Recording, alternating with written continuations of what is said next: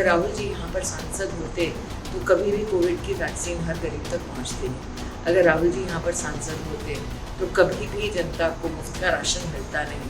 अगर प्रधानमंत्री मोदी जी की सरकार में भी राहुल जी सांसद होते तो उन्हीं के दलाल यहाँ पर न सिर्फ अनाज खा जाते, बल्कि ये गौरीगंज ऐसा क्षेत्र है जहाँ पर कांग्रेस के जब सांसद थे मिट्टी का तेल भी खा जाते थे। हमारे साथ बातचीत करने के लिए हैं केंद्रीय मंत्री, अमेठी से भारतीय जनता पार्टी की एक बार पहले सांसद रह चुकी हैं और अब एक बार फिर से भारतीय जनता पार्टी ने उन पर विश्वास जताया है, प्रत्याशी बनाया है, स्मृति ईरानी जी। स्मृति जी, टाइम्स नाउ भारत में आपका स्वागत है। आज आपका रोड शो देखा, जबरदस्त तरीके से 2 से 3 किलोमीटर तक सिर्फ भगवा ही भगवा नजर आ रहा था। सबसे पहले क्या कुछ चुनौतियां अभी तक रही हैं और कैसा कैंपेन जा रहा? देखिए, अमेठी में 5 साल पहले मुझे सांसद के नाते सेवा करने का मौका मिला था।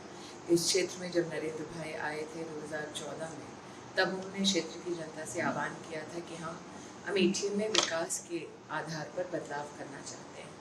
और जनता ने 2019 में जब मुझे मौका दिया तो 5 वर्षों में, और आपको याद दिला दूँ कि 2 वर्ष कोरोना के बीते थे, 5 वर्षों में नरेंद्र भाई की दिशा निर्देश में हमने 1,14,000 घर बनते देखे अमेठी में, 4 लाख घरों में शौचालय बनते देखे, 3,50,000 घरों में हमने नलके देखे, हमने 1.5 लाख घरों में पहली बार जीवन में विद्युत का कनेक्शन देखा।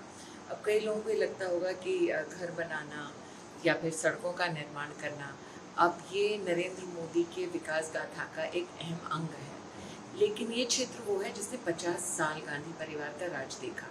इस क्षेत्र के बारे में जब मैं कहती हूँ कि 1.5 लाख परिवारों में कभी विद्युत का कनेक्शन ही नहीं था, यह आपको शायद अचंभित कर दे। यहाँ पर जो ज़िला में चीफ मेडिकल ऑफिसर है उसका दफ्तर ही नहीं था, कलेक्ट्रेट का दफ्तर नहीं था, पुलिस लाइन नहीं थी, यहाँ पर सर्किट हाउस नहीं था, यहाँ पर फायर ब्रिगेड की व्यवस्था सुदृढ़ नहीं थी, न्यायालय अब बन रहा है जाकर। तो ऐसी भी कई मूलभूत सेवाएं हैं जो अमेठी जिससे लोकसभा क्षेत्र में वंचित रहा है।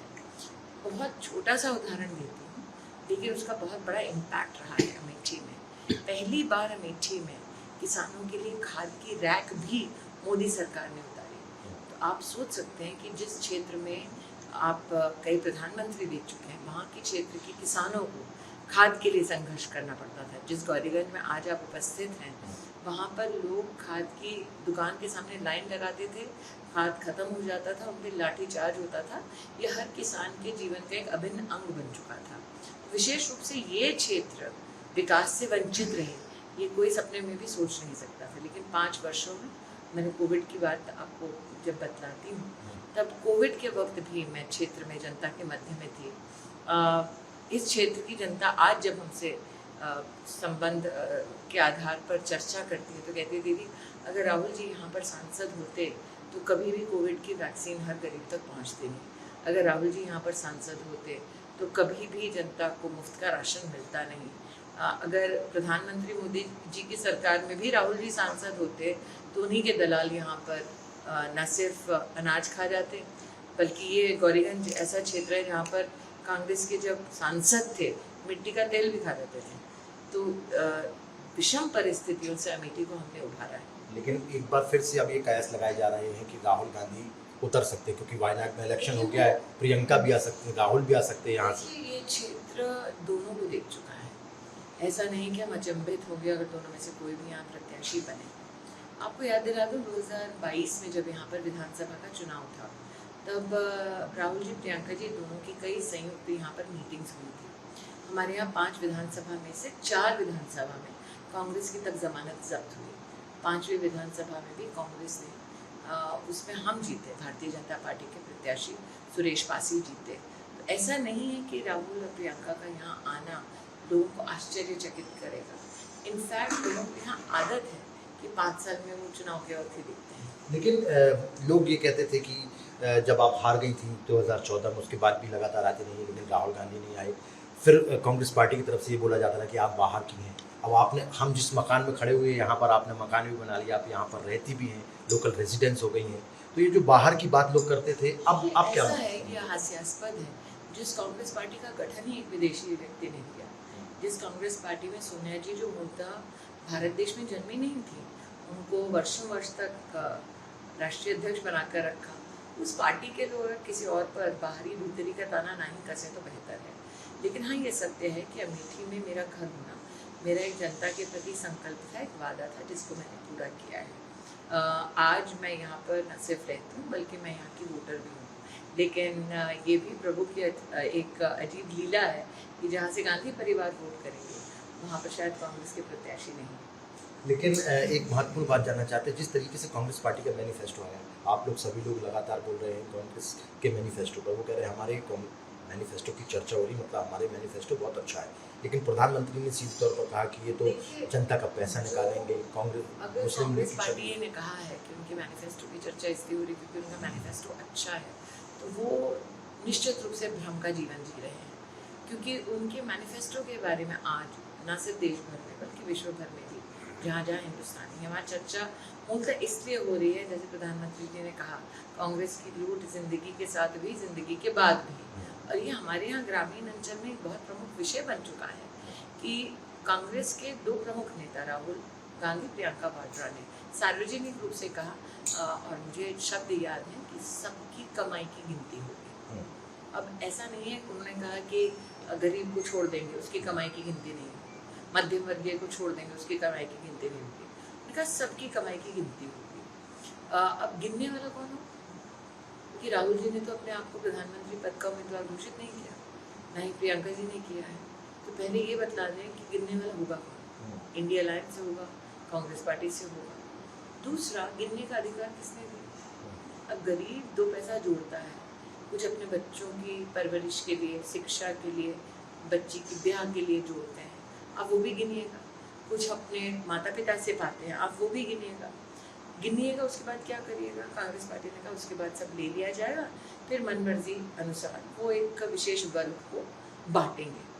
अब जितना मैंने कांग्रेस को अमेठी में देखा है, आज तक उन्होंने कभी गरीब को अठन्नी तक नहीं दी है। तो ऐसा नहीं है कि रीडिस्ट्रीब्यूशन ऑफ वेल्थ के संदर्भ में उनकी कोई नेक भावना है या नीयत है। मुझे जो घोटाला दिखता है उनके मैनिफेस्टो में, अगर आप बहुत सूक्ष्म रूप से उसको देखें, उसमें लिखा है माइनॉरिटीज़ के लिए पब्लिक वर्क्स कॉन्ट्रैक्ट देंगे। अब जितना मैं जानती हूँ विजिलेंस के कानून को, सीवीसी में कहीं ये नहीं लिखा है कि आप कॉन्ट्रैक्ट प्री डिसाइड करो।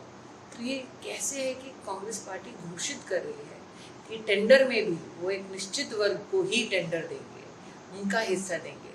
जब आप कोई भी पब्लिक वर्क बनाते हैं, चाहे सड़क हो, चाहे कोई बिल्डिंग हो, उसमें आप देखते हैं श्रेष्ठ कौन बना सकता है उसको, आप ना उसका धर्म देखते हैं ना उसकी जाति देखते हैं। कांग्रेस को टेंडर वालों के भाई उनका भी धर्म देखना है, ये पहली बार किसी भी एक राष्ट्रीय मैनिफेस्टो में आया होगा। तो मेरा ये मानना है कि कांग्रेस का मैनिफेस्टो, कुछ लोगों ने, कांग्रेस पार्टी के नेताओं ने ये कहा है कि भाई ये तो सिर्फ बोलने की बातें हैं, इसका मतलब वो भी स्वीकार करते हैं कि बस बोलते हैं, करते कुछ नहीं है। लेकिन अगर उनके बोल, अगर उनके विचार ही इतने खतरनाक हैं, आप सोचिए जब वो गिनना चाहेंगे या फिर जब वो इम्प्लीमेंट करना चाहेंगे जहाँ उनकी सत्ता है, वहाँ पे क्या हश्र होगा जनता का। आपके आज दिल्ली में मुस्लिम वर्ग के बहुत सारे लोगों से हमने बात की, महिलाएं भी आई थी मुस्लिम वर्ग से, पुरुष भी आए हुए थे, जय श्री राम के नारे भी लगा रहे थे। आपने माइनॉरिटी मिनिस्ट्री भी की है और माइनॉरिटी मिनिस्टर रहते हुए आपने बहुत सारे माइनॉरिटीज़ के लिए काम किए हैं। किस तरीके से देखते हैं माइनॉरिटीज़ भी टच कर रही है बीजेपी? नरेंद्र मोदी जी ने जब कोविड का वैक्सीन सभी हिंदुस्तानियों को दिया तो डॉक्टर ने सुई लगाने से पहले पूछा तो नहीं था कौन जात हो कौन धर्म हो। नरेंद्र मोदी जी ने जब सबको यहाँ और देश भर में, अमेठी में 19 लाख लोग हैं जो मुफ्त का राशन पा रहे हैं, और 19 लाख लोगों में से एक व्यक्ति ऐसा नहीं है, चाहे किसी भी धर्म का हो, जाति का हो, जो कहे कि मेरे साथ पक्षपात किया गया इसलिए मैं एक विशेष धर्म का हूँ इसलिए मुझे नरेंद्र मोदी ने सहूलियत नहीं दी। तो आज जब मैं ये सारे आंकड़े आपको गिनवाती हूँ, चाहे वो किसान सम्मान निधि के हों, चाहे वो आवास के हों, इसमें बिना पक्षपात के नरेंद्र मोदी ने जनता की सेवा की है। तो निश्चित रूप से जब वो आपसे मुखातिब होते हैं तो अपना विश्वास नरेंद्र मोदी में दिखाते हैं, क्योंकि वो भी जानते हैं अगर मोदी नहीं होते तो ये राशन मुफ्त का कभी नहीं मिलता, ना वैक्सीन मुफ्त की कभी मिल पाती। रॉबर्ट वाड्रा के पोस्टर लगे हुए हैं, आपने भी कुछ बोला था कि जीजा जी से सावधान रहिए। नहीं, वो तो पूरी दुनिया जानती है। देखिए, ये गांधी परिवार के लिए चिंता का विषय है अगर उनके दामाद हास्य का केंद्र बिंदु बनते हैं, ये मेरा विषय है नहीं।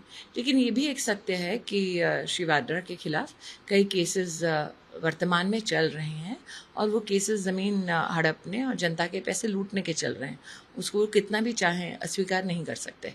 अच्छा ये बताइए, अब आने वाले दिनों में क्या कुछ और देने वाली हैं यदि जीत जाएंगे आप यहाँ से, और जीतने के बाद क्या कुछ मिलने वाला है अमेठी में? देखिए 5 साल में हमने यहाँ पर जितना विकास का कार्य किया है, जनता इस बात की साक्षी है कि वहाँ यहीं इसी क्षेत्र में 15 साल एक लापता सांसद ने नहीं किया। मेरी इच्छा है कि नरेंद्र भाई ने कहा है 3 करोड़ लखपति दीदी बनेंगी। अमेठी में अब तक इन 3-4 वर्षों में 13,000 लखपति दीदी बनी हैं, जो आज तक अमेठी के इतिहास में कभी हुआ नहीं।